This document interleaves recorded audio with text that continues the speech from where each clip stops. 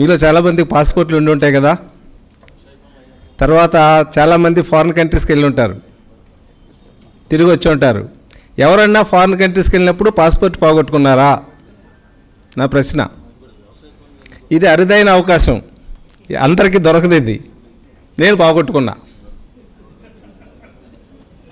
నేను జీడీఆర్లో జర్మనీలో ఉండేటప్పుడు 1988-89 సంవత్సరం కాలంలో, చాలా జాగ్రత్తగా వినండి, ఇది 88-89 సంవత్సరం కాలంలో నేను ఫ్రీక్వెంట్గా జీడీఆర్ బోర్డర్ ఉన్న చెకోస్లోవాకియా వెళ్తూ వస్తూ ఉండేవాడిని. ఏదన్నా ఒక దేశం వెళ్ళాలంటే ఆ దేశం యొక్క వీసా కావాలి, ఈ దేశం యొక్క ఎగ్జిట్ వీసా కావాలి, మళ్ళీ ఈ దేశానికి రావడానికి రీఎంట్రీ వీసా కావాలి కదా. మల్టీ వీసా కావాలి, లేకుంటే వెళ్ళిపోయిన తర్వాత మళ్ళీ రాలేం ఆ దేశానికి. అంటే నేను ఉండే దేశం జీడీఆర్ జర్మనీ కదా. అది 88-89 సంవత్సరాల టైంలో ఒక మార్పు వస్తుంది. సోషలిజం నుంచి మళ్ళీ క్యాపిటలిజం వైపుకి క్రిమినల్స్ అంతా చేరారు. నేను ట్రైన్లో వస్తున్నాను ప్రాగ్ నుంచి, చెకోస్లోవాకియా రాజధాని ప్రాగ్ నుంచి ట్రైన్లో వస్తున్నా. చాలా ఫ్రీక్వెంట్గా జర్నీ చేసేవాడిని. నాకు జీడీఆర్కి కాలితే నా పాస్పోర్ట్ చూపిస్తా, అంటే అది కాదు వేరే పాస్పోర్ట్ చూపిస్తా. చాలా ఫ్రీక్వెంట్గా వెళ్ళేవాడిని, వస్తూ ఉండేవాడిని. ఆ బార్డర్ పోలీసులు కూడా నన్ను గుర్తుపెట్టేవారు. హలో సార్ మీరు జమీందార్ గారిని స్టాంప్ వేసేవారు, వెళ్ళిపోయేవాడిని. ఒకసారి ఏం జరిగిందంటే ఈ క్రిమినల్స్ నా బ్యాగ్ని దొంగతనం చేసేసారు. ట్రైన్లో వస్తున్నా, ట్రైన్లో పడుకున్నా, బ్యాగ్ దొంగతనం చేశారు. బ్యాగ్ దొంగతనం చేసిన తర్వాత బార్డర్ వచ్చింది, బాడ్స్టాండవ్ అని జర్మనీ బార్డర్ వచ్చిందనమాట. జర్మనీ బార్డర్ వచ్చిన తర్వాత నా దగ్గర ట్రైన్ టికెట్ లేదు. తర్వాత పోలీసులు చెక్ చేస్తారు కదా ఎంట్రీ వీసా కోసం. పాస్పోర్టు లేదు, డబ్బులు లేవు, అమెరికన్ చెక్స్ లేవు, ఏమి లేవు. నా పరిస్థితి ఏంటి అనుకున్నారు మీరు? నేను పెద్ద క్రిమినల్ని. నేను సిటిజన్ని కాదు, చెక్ సిటిజన్ని కాదు, జర్మన్ సిటిజన్ని కాదు, ఇండియన్ సిటిజన్ని కాదు, అమెరికన్ సిటిజన్ కాదు, ఇంకొకటి కాదు. సో ఏంటి పరిస్థితి ఏంటి చెప్పండి, ఏం చేయాలి అట్లాంటి పరిస్థితుల్లో?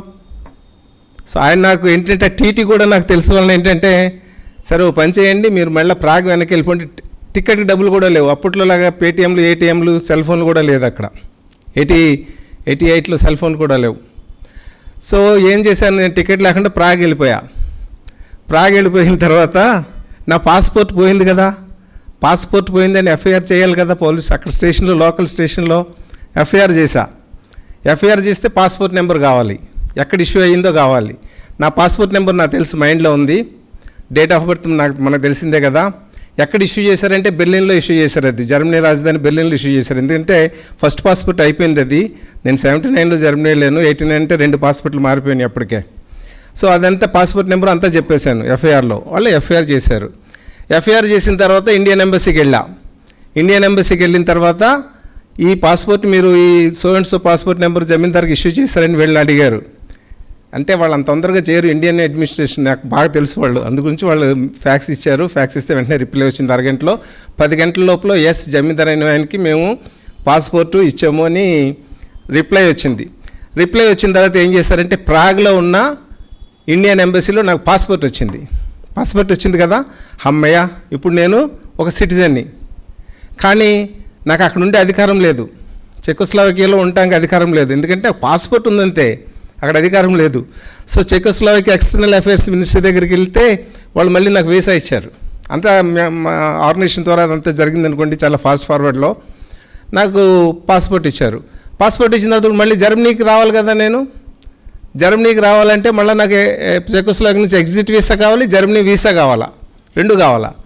సో 2 నాకు వెంటనే మళ్ళీ జర్మనీ ఎంబసీకి వెళ్తే వితిన్ 2 డేస్లో ఇదంతా అయిపోయింది. నా విషయంలో చాలామంది ఇట్లా పాస్పోర్ట్లు పోగొట్టుకుంటే విదేశాల్లో మీరు వెళ్ళేటప్పుడు మీకు మనవి పాస్పోర్ట్లు పోగొట్టుకోమోకండి. మళ్ళీ పాస్పోర్ట్ రావాలంటే నెల పట్టచ్చు, 2 నెలలు పట్టచ్చు, అంతవరకు మిమ్మల్ని జైల్లో పెడతారు. దానికి ఎగ్జాంపుల్ కూడా చెప్తా. సో అందుగురించి ఏమైందంటే నాకు తర్వాత 2 రోజులు వచ్చేసింది. నేను మళ్ళీ జర్మనీ వచ్చేసాను అనుకోండి, అదొక ఇది. అంటే ఏంటంటే పాస్పోర్ట్ లేకపోతే ఇది ట్రావెల్ డాక్యుమెంట్ కాదు, ఒక సిటిజన్తో సమానం. అది కూడా ఏంటంటే ఏ పాస్పోర్ట్ ఉందో ఆ పాస్పోర్ట్ సిటిజన్తో సమానం. అంటే నాకు భారతదేశ సిటిజన్ అంటే నాకు అమెరికా సిటిజన్ షరతులు వర్తించవు. ఒక్కో దేశానికి ఒక్కొక్కలాగా ఉంటాయి వీసా నిబంధనలు. భారతదేశంలో ఫర్ ఎగ్జాంపుల్ అమెరికాకి వెళ్ళాలనుకోండి, నేను చాలా ప్రాసెస్ పూర్తి చేస్తే నాకు ఇవ్వకపోతారు వీసా. అదే యూరోపియన్ యూనియన్ దేశాలలో ఉన్నారనుకోండి, వాళ్ళకి ఈజీగా వీసా వస్తుంది. వాళ్ళకి వీసా అవసరంలా, ఫ్రీ. యూరోపియన్ యూనియన్ దేశాలు ఫ్రీగా వెళ్ళొచ్చు అమెరికాకి. సో అందు గురించి ఏంటంటే ఈ నిబంధనలు చాలా వర్తిస్తాయన్నమాట. సో అందు గురించి పాస్పోర్ట్ అనేది ట్రావెల్ డాక్యుమెంట్ కాదు. ట్రావెల్ డాక్యుమెంట్ అయితే నేను ఆ రోజు బెర్లిన్లో అదే ప్రాగ్లో ఒక టికెట్ కొనుక్కుని రైలు టికెట్ నేను వెళ్ళిపోవచ్చు కదా జర్మనీ, వెళ్ళటం కుదరలేదు కదా. సో అందు గురించి పాస్పోర్ట్ ఈజ్ ఏ సిటిజన్షిప్. కొంతమందికి రాజ్యాంగంలో ఉంటే ఉండొచ్చు క్లాజ్, దాని గురించి నేను మాట్లాడను. కొంతమంది మొన్న ఈ మధ్య కేంద్ర మినిస్టర్ గారు పాస్పోర్ట్ అంటే సిటిజన్షిప్ కాదన్నారు. చాలా తప్పది. పాస్పోర్ట్ చాలా సిటిజన్షిప్. ఇంకొక ఉదాహరణ చెప్తా. మాస్కోలో ఏం జరిగిందంటే భారతదేశంలో లాయర్స్గా మా పెద్దలందరికీ తెలుసు, ప్రముఖ న్యాయవాది, రాజ్యసభ మెంబర్ చేశారు, తర్వాత మంత్రి కూడా చేశారు, న్యాయశాఖ మంత్రి చేశారు. ఆయన ఒకసారి మాస్కో వెళ్ళినప్పుడు పాస్పోర్ట్ పోగొట్టుకున్నారు. పాస్పోర్ట్ పోగొట్టుకుంటే మా మాస్కో ఎంబసీలో ఉన్నటువంటి థర్డ్ సెక్రటరీ మా ఫ్రెండ్, ఆ ఫ్రెండ్కి ఈయనకి వర్కప్ చెప్పారు, నువ్వు వెళ్ళి కలుసుకో. ఎందుకంటే అతన్ని అరెస్ట్ చేశారు. ఆయన అక్కడ అరెస్ట్ చేశారు. అప్పుడు రాజ్యసభ మెంబర్ ఆయన అరెస్ట్ చేశారు. ఎందుకంటే ఆయన పాస్పోర్ట్ లేదు, పోలీస్ కస్టడీలో ఉన్నారు. అరెస్ట్ చేశారు అనమాట. అరెస్ట్ చేస్తే ఈయన అక్కడికి వెళ్ళిన తర్వాత చాలా తిట్టాడట. I'm so great personality in India, నన్ను ఇట్లా చేస్తారని. నువ్వు గ్రేట్ పర్సనాలిటీ అంటే ఎవరికి కావాలి, పాస్పోర్ట్ లేదు. సో అందు గురించి ఈయన వెళ్ళి తర్వాత ఎంబసీ ద్వారా పాస్పోర్ట్ ఇచ్చి ఇందాక నేను చెప్పిన ప్రాసెస్ ప్రకారమే మళ్ళీ ప్రాసెస్ చేసి ఆయనకి అన్ని వీసాలన్నీ తెచ్చుకుంటేనే కానీ ఆయన సిటిజన్గా మళ్ళీ భారతదేశానికి తిరిగి రావడం అవకాశం లేదు.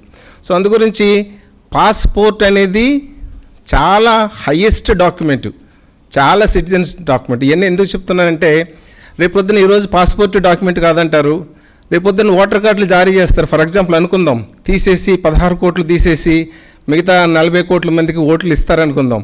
ఇందులో ఫర్ ఎగ్జాంపుల్ ఒక 30% ఓటింగ్లో పాల్గొలేదనుకోండి, అప్పుడు మళ్ళీ ఇంకో క్లాస్ పెడతారు నెక్స్ట్ ఎలక్షన్కి. ఇందాక చెప్పినట్టుగా సార్ చెప్పినట్టుగా 2002లో నువ్వు ఓటు వేసేవా లేదా, ఇప్పుడు రేపు 2029లో ఓటు వేయలేదనుకో, అప్పుడు కూడా నీకు మనకి ఓటు హక్కు లేకపోవచ్చు. సో ఇదంతా ఏంటంటే ఈ మధ్య వాట్సాప్లో అది కూడా చాలా జోక్స్ వస్తున్నాయి, ఫేస్బుక్లో, సోషల్ మీడియాలో. అదేంటంటే బెస్ట్ డాక్యుమెంట్ ఏంటంటే బీజేపీ మెంబర్షిప్ తీసుకోవడం. బీజేపీ మెంబర్షిప్ తీసుకుంటే బ్రహ్మాండమైన డాక్యుమెంట్ కింద వస్తుందని కూడా చెప్తున్నారు. సో ఏదమ్మన్నా ఇది ఏరువేత కార్యక్రమం మొదలైంది భారతదేశంలో. ఒక విధంగా ఒక ఫ్యాసిస్ట్ లక్షణాలు భారతదేశంలో వస్తున్నాయి, మనందరం గమనించాలని ఎగ్జాంపుల్ చెప్పాలనుకున్నా. Thank you very much.